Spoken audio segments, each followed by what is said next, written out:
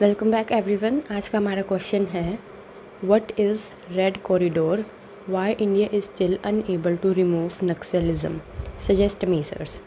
सो इसके अंदर 3 पार्ट पूछे हैं हमसे। पहला पूछा है रेड कॉरिडोर क्या है, तो इसका जो है हम इंट्रोडक्शन में इसकी डेफिनेशन दे देंगे कि रेड कॉरिडोर क्या है और वो कहाँ कौन कौन से स्टेट में बेसिकली कौन कौन से एरिया में है।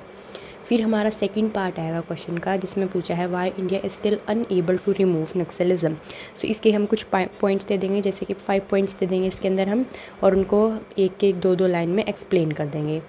इसके बाद आएगा लास्ट पार्ट जो इसका थर्ड पार्ट होगा, जो कि हम इसके नेक्स्ट पार्ट में देंगे, that is your suggest measures. इसके अंदर में भी हम मेजर्स दे देंगे, 5 दे देंगे, या फिर इसको भी अलग अलग टर्म्स में डिवाइड कर सकते हैं, short term, long term, medium term, इस तरीके से। और लास्ट में हमें इसका लिखना होगा कंक्लूजन। सो चलिए देखते हैं कैसे हम इसका आंसर लिखेंगे।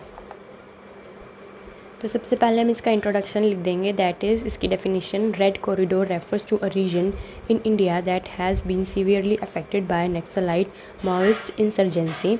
Now, these areas are often underdeveloped, forested and home to tribal population. फिर हम इसका मैप बना के दिखा सकते हैं कि इसमें कौन कौन से रीजन्स जो हैं बेसिकली हमें देखने को मिलते हैं। तो ये वाला जो पूरा पोर्शन है इसमें कुछ कुछ पार्ट जो है इसके ये आ जाएगा इसके अंदर पूरा, कि इसके अंदर ये पार्ट कवर करता है कुछ पोर्शन बिहार का, कुछ रीजन्स जो है वेस्ट बंगाल के, झारखंड, उड़ीसा, छत्तीसगढ़, महाराष्ट्र, आंध्र प्रदेश, कर्नाटक के कुछ रीजन्स के अंदर में जो है ये यहाँ पर फैला हुआ है।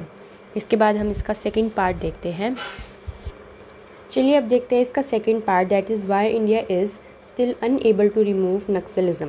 इसका पहला जो रीज़न आएगा वो है सोशो इकोनॉमिक बैकवर्डनेस, जैसे कि पॉवर्टी है, इलिटरेसी है, lack of health facilities and employment opportunities, ये सब अवेलेबल नहीं है।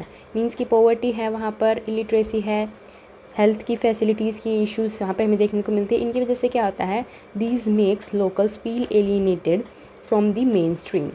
इसके बाद आएगा हमारा second point, that is land alienation and displacement, that is forced displacement की वजह से क्या होता है, जैसे कि माइनिंग हो गया, डेवलपमेंट हो गया, या फिर लैक ऑफ प्रॉपर कंपनसेशन, ये सब चीज़ें यहाँ पर नहीं मिल पाती जैसे कंपनसेशन वगैरह, तो जिसकी वजह से क्या होता है, रिसेंटमेंट की फीलिंग यहाँ पर लोकल्स के अंदर हमें देखने की मिलती है। थर्ड आएगा weak governance, that is absence of effective administration, corruption, failure of welfare delivery deepens mistrust. Fourth point है state violence and human rights violations, जो भी हमारे सिक्योरिटी ऑपरेशंस वगैरह वहाँ पर चलते हैं उसकी वजह से क्या होता है, समटाइम दे हार्म इनोसेंट्स, जिसकी वजह से क्या होगा, इंक्रीज़ होगा लोकल हॉस्टिलिटी के अंदर में and sympathy for the Naxals. Fifth point है Naxal strategy and local support, जो गुरिल्ला टैक्टिक्स है, jungle warfare expertise and local grievances help Naxal survive and regroup. So ये था हमारा सेकंड पार्ट, क्वेश्चन का सेकंड पार्ट, जो कि है ये वाला, why India is still unable to remove Naxalism. अब हमने इसके बता दिया, अब हमें इसके मेजर्स बताने हैं यहाँ पर, तब हम देखते हैं इसके मेजर्स को। अब हम चलते हैं क्वेश्चन के थर्ड पार्ट में, जो कि है मेजर्स बताने हैं। इसके अंदर हम एक फ्लो चार्ट की फॉर्म में इसको दिखा सकते हैं, short term measures, medium term and long term. Short term में लिख सकते हैं टारगेटेड सिक्योरिटी ऑपरेशंस करने चाहिए, इफेक्टिव सरेंडर पॉलिसी होनी चाहिए।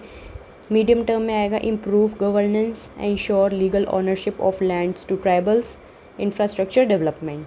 एंड लास्ट है हमारे पास में लॉन्ग टर्म, इसके अंदर हम लिख सकते हैं इंक्लूसिव डेवलपमेंट होना चाहिए, एजुकेशन एंड अवेयरनेस के through, and strengthen Panchayati Raj institutions and ensure tribal representation. तो ये तो था क्वेश्चन का पूरा आंसर। इसके बाद में लास्ट में हमें इसका कंक्लूजन लिखना है, that is true peace will come not just from eliminating armed insurgents but from empowering the most marginalized citizens and restoring their faith in democratic process. So ये था हमारा आज का question. Now comment down your next question below. Thank you so much. Bye.